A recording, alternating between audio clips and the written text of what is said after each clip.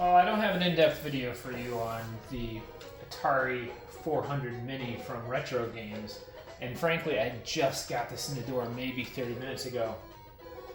But I'm already really impressed. I don't have all the controls in this, particularly the controller here, completely figured out. It looks identical to the original controller for the most part, and in some ways it kind of feels like the old controller, but each of these directionals is a button, and then you have two buttons on the front, which is great because you're going to need to map some of the keyboard commands because this keyboard is non-functional, which is understandable. It's a cute, tiny little thing.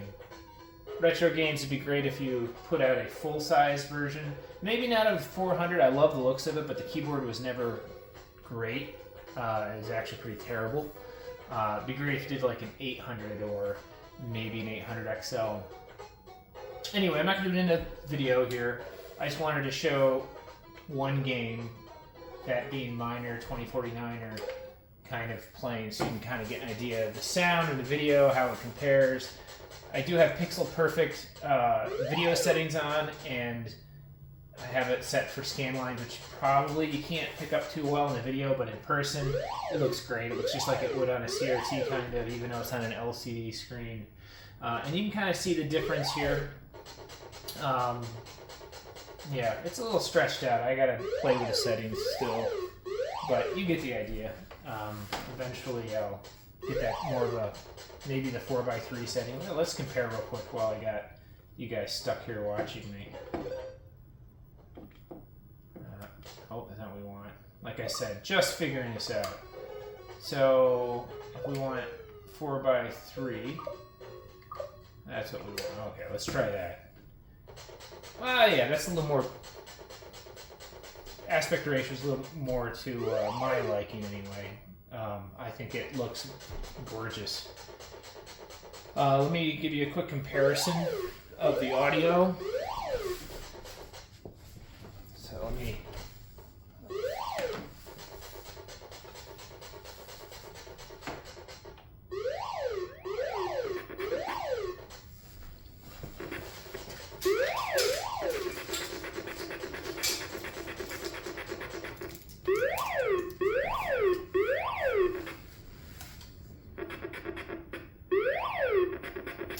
I've got to say, for this being an RF input on this old Sony Trinitron, it looks and sounds, I think, pretty amazing.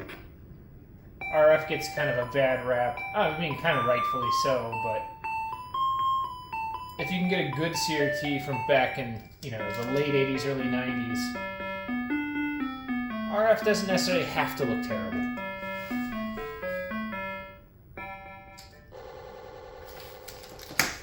Let's try a little bit of this.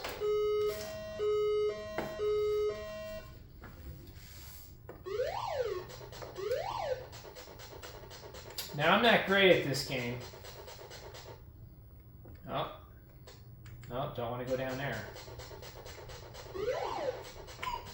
I've heard a lot of people say that the controller is a little stiff. You can plug in like...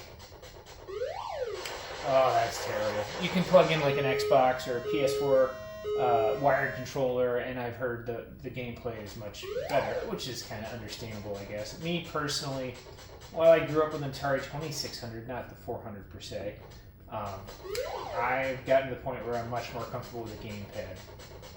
Anyway, I think it's neat.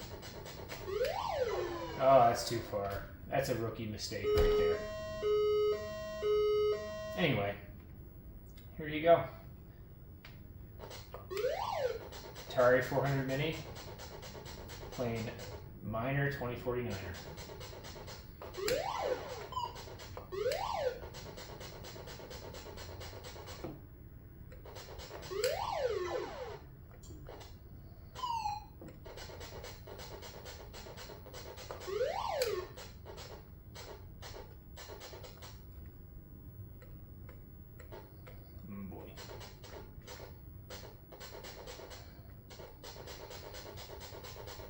I know some of you Miner 2049er experts out there are watching me struggle with this and just shaking your heads.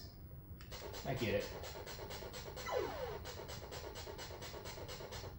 I think like a lot of people, I frankly like video games a whole lot more than I am actually good at them. I have a tendency to collect more than play, and some of that is just having a bunch of kids and a full-time job. There you go. Anyway, I think it's gorgeous. I recommend the purchase, particularly if you don't have one of the original Atari 8-bit computer, any of the hardware. I think it's great. And the cool thing is, with a USB thumb drive, you can sideload just about any Atari computer game, even the 5200. Or is it the 5600? Sorry. Regardless, it's a pretty wide variety of games. Literally hundreds, maybe even thousands of games. And you can set this up to act like any of the Atari 8-bits, because some of them had slightly different chipsets and slightly different ROMs, and some games played better with some than others. Anyway, there you go. This video is going on too long already, but I thought you'd like to see, the original and the mini together. There you go. So thanks a lot, Retro Games.